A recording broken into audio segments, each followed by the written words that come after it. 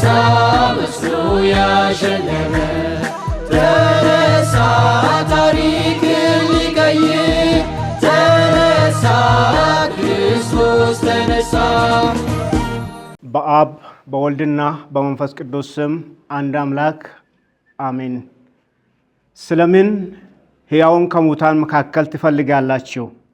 እርሱ እዚህ የለም ተነስተዋል። ሉቃስ 20 ቁጥር 5-6።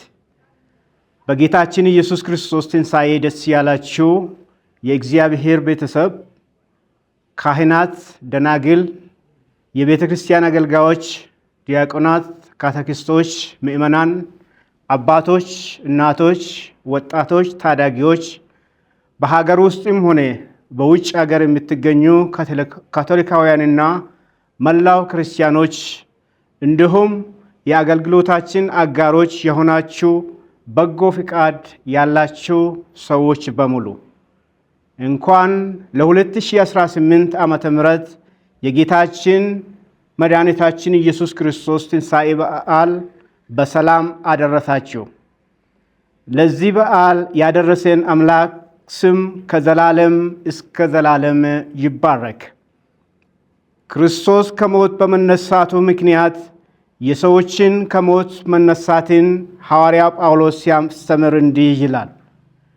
ክርስቶስ ከሞት ካልተነሳ ከሆነ እምነታችሁ ከንቱ ነው፣ ገና በኃጢአት ውስጥ ትኖራላችሁ በማለት በአንደኛ ቆሮንቶስ ምዕራፍ 15 ቁጥር 17 ላይ ይናገራል። ክርስቶስ አስቀድሞ እንደተናገረው እኛን ከሞት ወደ ሕይወት ለማሸጋገር ሲል ሞቶ ከሙታን በሦስተኛው ቀን በመነሳት ሕያውነቱን ስላረጋገጠ የጌታችን ኢየሱስ ክርስቶስ ትንሣኤ የእምነታችን መሠረትና የትንሣኤያችን ተስፋ ሆነ። እምነታችን በከንቱ ነገርና ባልተረጋገጠ ተረት ላይ የተመሰረተ ሳይሆን በእውነተኛ ታሪክ ላይ የተመሰረተ መሆኑን እንደ ቀደምት ሐዋርያቶችና ተከታዮች እኛም ዛሬ እንመሰክራለን። ከኃጢአት ባርነት ነፃ ሊያወጣን ከዘላለማዊ ሞት ወደ ዘላለማዊ ሕይወት ሊያሸጋግረን ጌታችን ኢየሱስ ክርስቶስ የመስቀል መንገድን በመጓዝ በመሞትና ከሞት በመነሳት ለደቀ መዛሙርቱ ለሐዋርያቶች በመታየት ሕያውነቱን አረጋገጠላቸው፣ ለምስክርነትም አበቃቸው።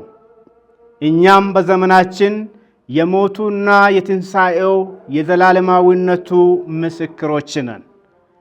የጌታችን ኢየሱስ ትንሣኤ እውነታ በጨለማ ለነበሩት ብርሃን፣ በፍርሃት ለነበሩት ብርታት፣ በጥርጣሬ ለነበሩት እምነት፣ በሞት ጥላ ስር ለነበሩት የሕይወት ተስፋ በመሆን ለሐዋርያቶቹ የመንፈስ ሙላት ተሐድሶና የእምነት ጽናትን በማምጣት ለምስክርነት አበቃቸው። ዛሬ የጌታችን ኢየሱስ ክርስቶስን ትንሣኤ በዓል ስናከብር በዓለማችን በተለይም በመካከለኛው ምስራቅ በከፋ ጦርነት ውስጥ ትገኛለች። በመገናኛ አውታሮች እንደምንሰማ ብዙዎች ተገለዋል፣ ቆስለዋል፣ ተሰደዋል፣ መሠረተ ልማት ወድመዋል። በጦርነትም ምክንያት ሀገራችንን ጨምሮ በብዙ ሀገራት የነዳጅ እጥረትና የዋጋ ንረትን አስከትለዋል። ብዙዎችን ለችግር ዳርገዋል። በሀገራችን አንዳንድ አካባቢዎች እርስ በርስ ጦርነትና ግጭት፣ መፈናቀልና ሞትን ለዜጎቻችን ስጋት ሆኖ ቀጥለዋል። ስለዚህም በጦርነትና ስጋት የሚኖሩ የዓለማችን ሀገራትና ዜጎቻችን የሰላም ንጉሥ ከሞት በመነሳት ሕያው የሆነው ጌታ ኢየሱስ ክርስቶስ እንዲጎበኛቸው ሰላምን እንዲያወርድልን እንጸልይ። መንግስታትና ተቃዋሚ ኃይሎች በጦር ኃይል ሳይሆን በመነጋገርና በእርቅ ልዩነቶቻቸውን እንዲፈቱ የጦር መሳሪያዎቻቸውን በማውረድ በሰላማዊ መንገድን ብቻ ምርጫቸውን እንዲያደርጉ አጥብቀን እንጠይቃለን።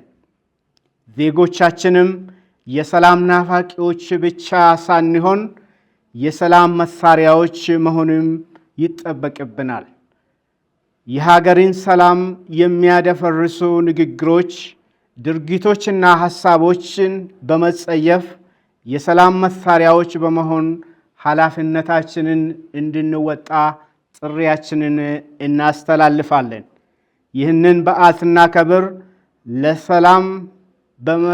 ስለ ሰላም በመጸለይ እንዲሁም የተፈናቀሉትን፣ የተቸገሩትን በመርዳት የታሰሩትን በመጎብኘት የታመሙትን በመጠየቅ